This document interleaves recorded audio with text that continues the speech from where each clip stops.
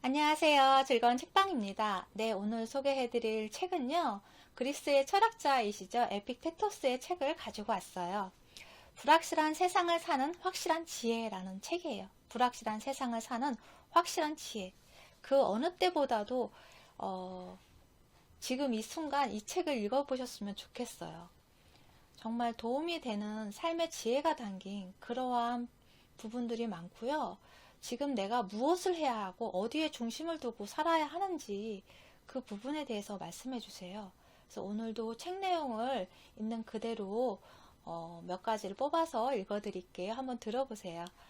네, 지금부터 책 내용을 읽어 드릴게요. 모든 일은 그 나름의 이유가 있다라는 부분이에요. 모든 일은 그 나름의 이유가 있다. 사람은 스스로 어떻게 생각하느냐에 따라서 달라집니다.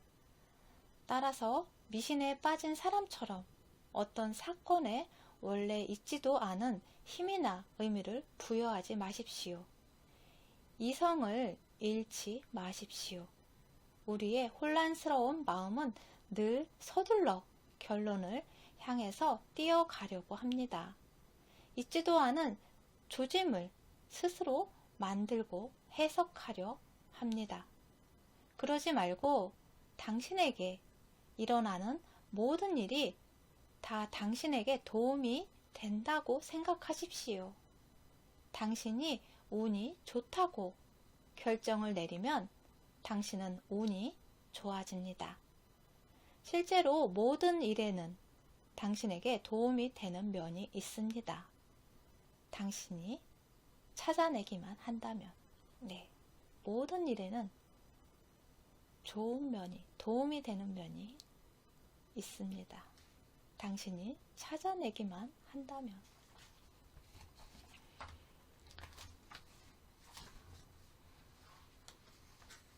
올바른 이름으로 불러라 라는 부분을 읽어드릴게요.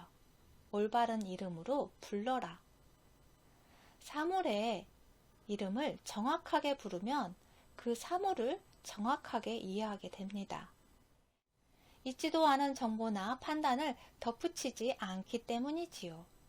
어떤 사람이 목욕을 빨리 합니까? 그가 목욕을 엉터리로 한다고 말하지 말고 빨리 한다고 말하십시오. 상황을 있는 그대로 말하십시오. 당신 판단으로 걸러내지 마십시오. 어떤 사람이 포도주를 많이 마십니까? 그를 술주정뱅이라고 부르지 말고 술을 많이 마신다고 말하십시오. 그 사람의 삶을 전체적으로 이해하지 못하면서 어떻게 그 사람이 술주정뱅이인지 아닌지 안다는 겁니까? 겉모습에 현혹당하지 마십시오. 이름을 잘못 불러서 왜곡된 사실에 근거하여 해석을 하거나 이론을 세우지 마십시오. 실제로 진실인 것에만 동의하십시오. 네, 이런 경우 참 많아요.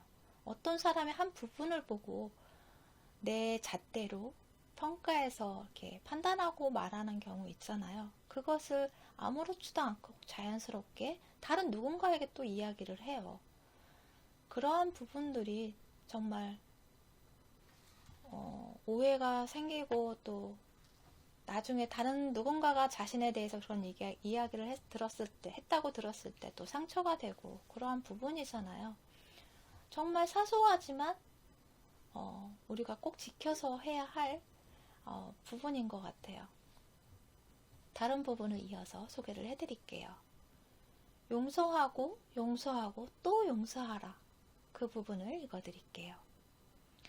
누가 당신에게 무뚝뚝하게 말을 합니까? 당신이 하는 말을 무시합니까? 생각 없이 행동합니까? 노골적으로 심술궂은 행동을 합니까? 그럴 때는 이렇게 생각하십시오. 내가 저 사람처럼 시련을 겪었더라면, 저 사람처럼 상심했더라면, 저 사람과 같은 부모를 가졌더라면, 나도 똑같은 짓을 하거나 똑같은 말을 했을 것이다. 우리가 사람들의 행동 뒤에 숨은 사연들을 일일이 다 알 수는 없습니다. 따라서 다른 사람들에게 인내심을 가지십시오. 판단을 유보하십시오. 우리 이해의 한계를 인정하십시오. 그렇다고 악한 행동도 용서하라는 뜻은 아닙니다. 서로 다른 행동이 똑같은 도덕적 무게를 지니고 있다고 생각하라는 뜻도 아닙니다. 사람들이 당신이 바라는 대로 행동하지 않습니까? 당신의 선한 본성이라는 근육을 움직이십시오. 그래서 어깨를 으쓱하며 속으로 말하십시오. 그래, 그렇군. 그리고 잊어버리십시오. 또한 당신 자신에게도 최대한 친절하십시오. 다른 사람을 잣대로 당신을 재지 마십시오. 당신이 이성으로 삼는 자아를 잣대로 생각하지도 마십시오. 인간은 점진적으로 나아집니다. 2걸음 갔다가 1걸음 물러서는 식입니다. 다른 사람들의 나쁜 짓을 용서하고 또 용서하십시오. 그렇게 하면 내적인 편안함을 누릴 수 있습니다. 당신 자신을 되풀이하여 용서하고 또 용서하십시오. 그리고 다음에는 더 잘하도록 노력하십시오. 네. 덕이 있는 삶이 융성한다 라는 부분을 소개를 해드릴게요. 덕이 있는 삶이 융성한다. 덕은 우리의 목적입니다.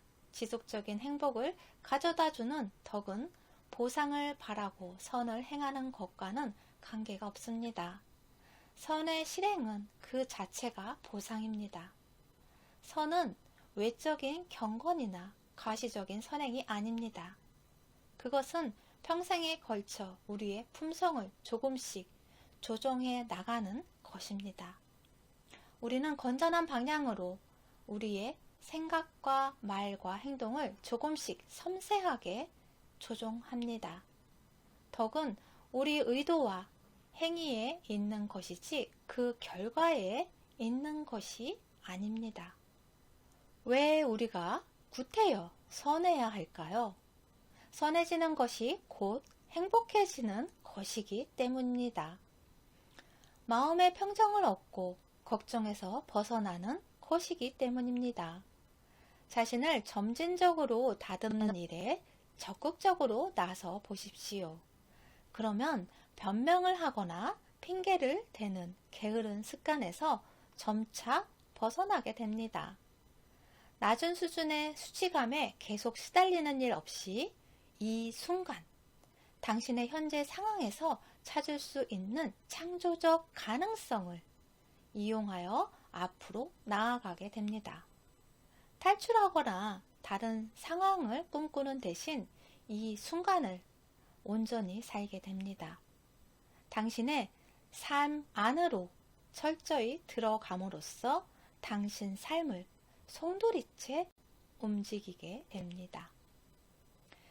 당신 자신의 올바른 행동, 충실성, 명예, 품위, 덕의 삶은 그런 것들을 보물로 간직합니다.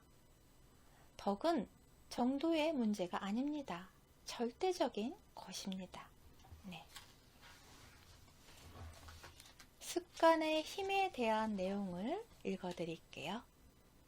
모든 습관과 기능은 그에 부응하는 행동에 의해서 보존되고 강화됩니다. 걷는 습관이 몸에 붙으면 더 잘 걷게 됩니다. 규칙적으로 뛰면 더 잘 뛰게 됩니다. 영혼의 문제에서도 마찬가지입니다. 화를 낼 때마다 화도 늘어납니다. 당신은 습관을 키운 것입니다. 불에 기름을 부은 셈이지요. 화 잘 내는 기질을 원치 않으면 그 습관을 키우지 마십시오.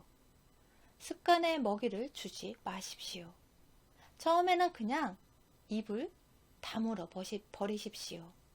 그리고 화를 내지 않는 날수를 세십시오. 나는 전에는 매일 화를 냈지. 하지만 이제는 이틀에 한 번씩이야.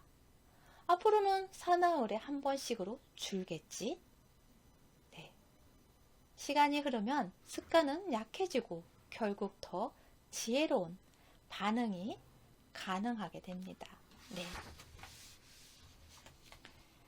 이 순간을 소중히 여겨라 라는 부분을 마지막으로 읽어드릴게요. 이 순간을 소중히 여겨라. 이 순간을 소중히 여기십시오. 이 순간에 특수한 상황에 몰두하십시오. 이 사람에게, 이 도전에, 이 행동에 반응하십시오. 회피하지 마십시오. 필요 없는 고민은 그만 두십시오.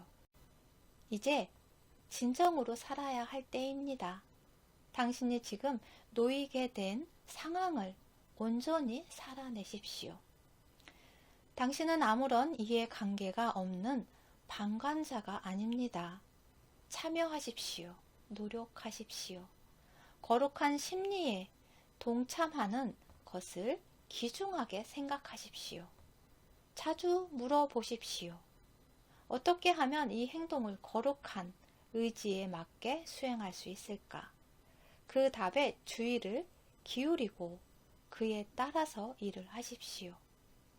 방문이 닫히고 방이 어둡다고 해도 당신은 혼자가 아닙니다. 자연의 의지는 당신 안에 있습니다.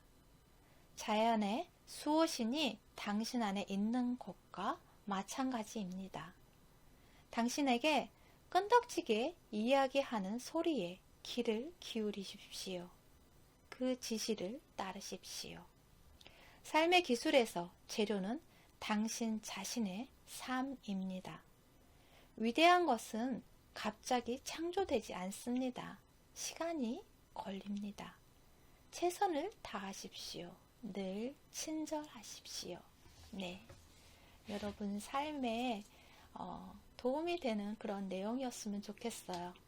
네, 구독과 좋아요도 부탁드릴게요. 지금까지 들으셔서 감사합니다. 다음 시간에 또 만나요.